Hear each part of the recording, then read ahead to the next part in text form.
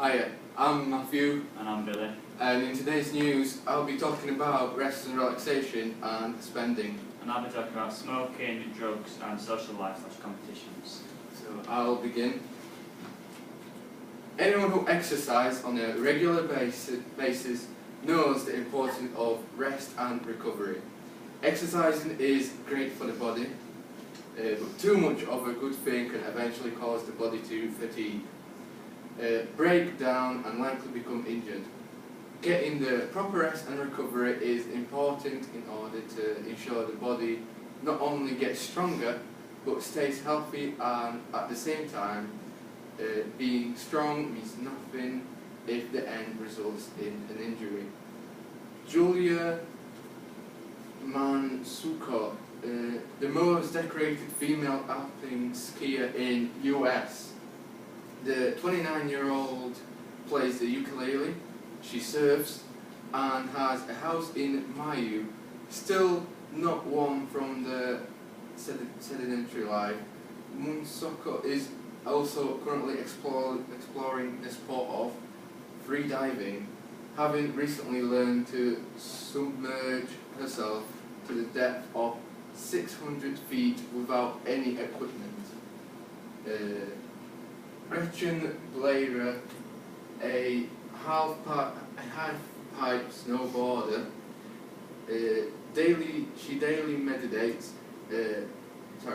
Daily meditation has helped Blair maintain balance and connection in her life.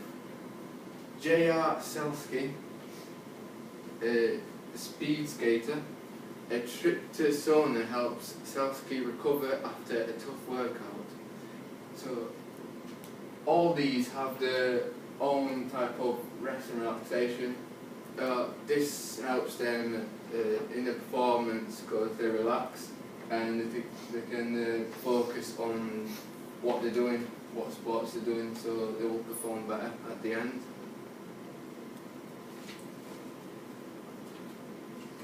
And I'm doing that J.neale and I'm actually took drugs. For a while, J.neale's level performances had dropped. He wasn't influencing games much as he did when he first joined from Tottenham for £8 million, and he didn't seem as committed as he was previously, and it was clear that something wasn't right.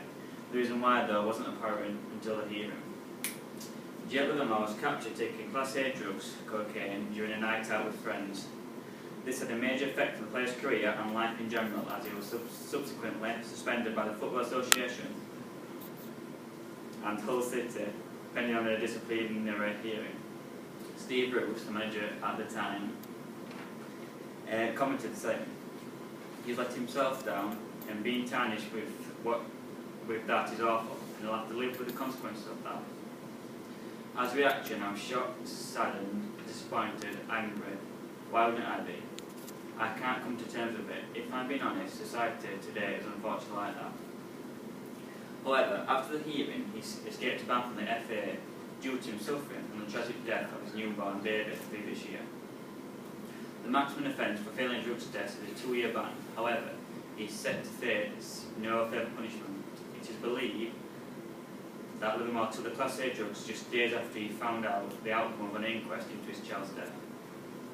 An FA statement said he was not given a ban because of the specific and unique nature of the circumstances.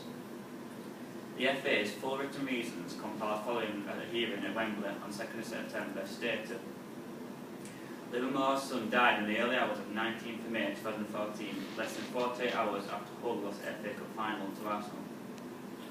The death of Jake Jr. had a devastating effect on Livermore, his partner, and their families. Livermore's cognitive functions and judgment were severely impaired on the occasion he took cocaine, and the player did not intend to enhance his performance as an athlete. And Livermore was notified of the failed test on 13th of May 2015, relating to a urine sample given after the Premier League match against Crystal Palace on the 25th of April 2015. A B sample was tested on 20th of May 2015 and also returned a positive result.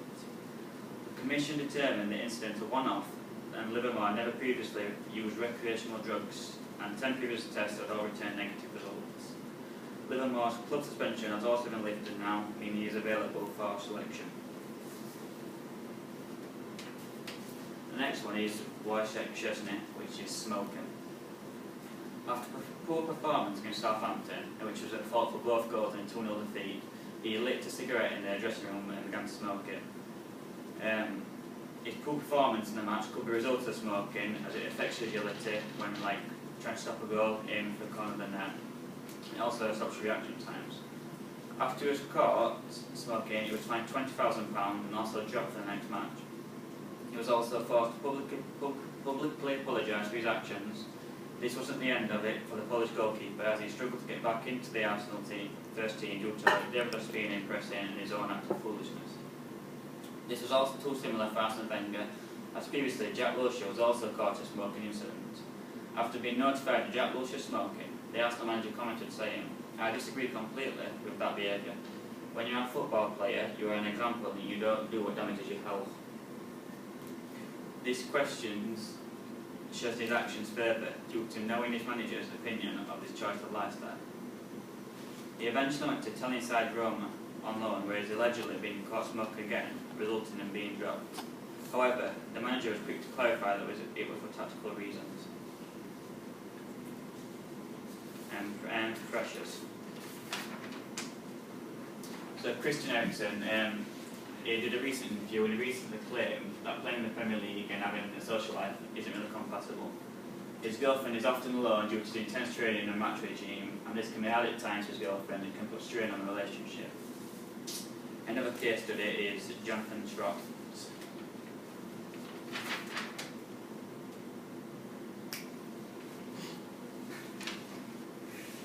Mike Owen once commented that people say it's your job when you're for competition. But true, and we all appreciate how fortunate we are, but that doesn't make it any easier when you're away from your family for such a length of time. For those cricketers spending 4 months in Australia during the Christmas period, it must be especially hard.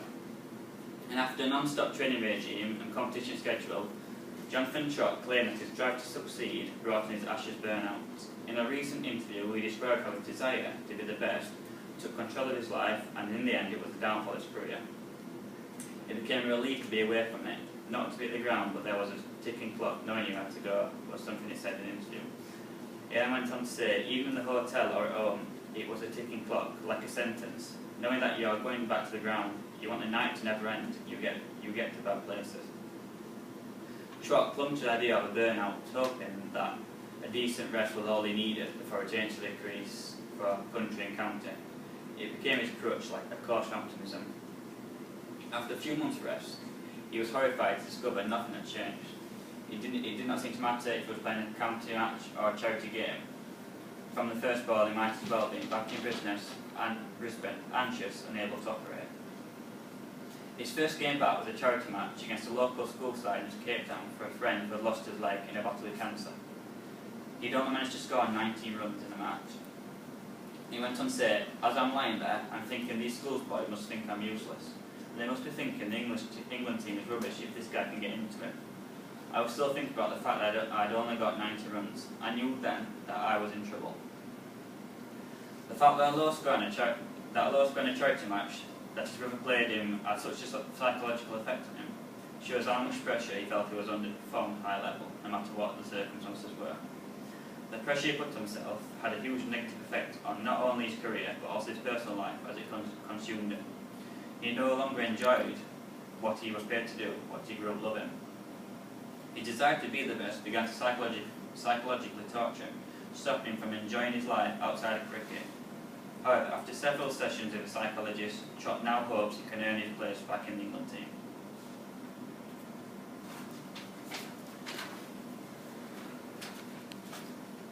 I'll be talking about spending, so let me introduce you some quick facts. Somewhere between 60 and 80% of athletes in the NBA and NFL go bankrupt within 5 years of their retirement, despite making an average of $5.15 million and $1.9 million per season. I found a quote, and I want you all to take that quote in. It states, "Do you want to live like a king for a year, or live like a prince for a lifetime?" In Gandhi's experience, 1 in 4 athletes makes a horrible investment that no one else would make. For example, Tory Hunter sank $70,000 into a raft designed to sit under furniture that could be inflated during the flood. The investor asked him for $500,000 more, but the centre field declined. Hunter never saw his cash again. Recently, NBA superstar went bankrupt. His name is Dennis Rodman. If you don't know who he is, let me talk you through it. He's one of the most nutritious basketball players to ever wear an NBA uniform. Dennis was known for his colourful hair, tattoos, fierce rebounding and defence. He played on the five-time NBA champion Chicago Bulls alongside with Michael Jordan and Scottie Pippen. He was a 7-time rebounding champion. His career earnings are estimated around $27 million plus sponsorships and personal appearances.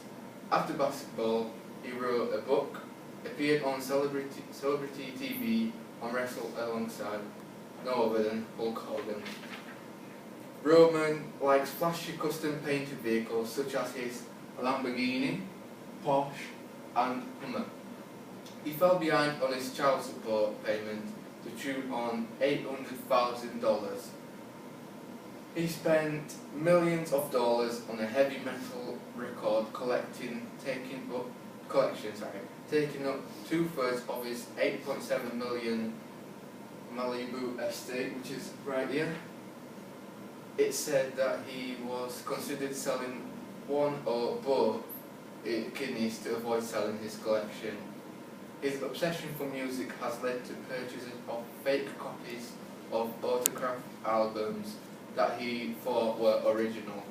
His spending habits and frequent run-ins with the law finally caught up, and he has filed for bankruptcy. So the links between all the things that we talked about. Spending can link to rest and relaxation because you can obviously buy holidays or treat yourself to nice stuff. Spending can also link to negative lifestyle choices such as drugs, alcohol and gambling, obviously because you have a lot of money. And finally, too much pressure can lead to depression, which will have very bad negative on your own performance. Thank you very much.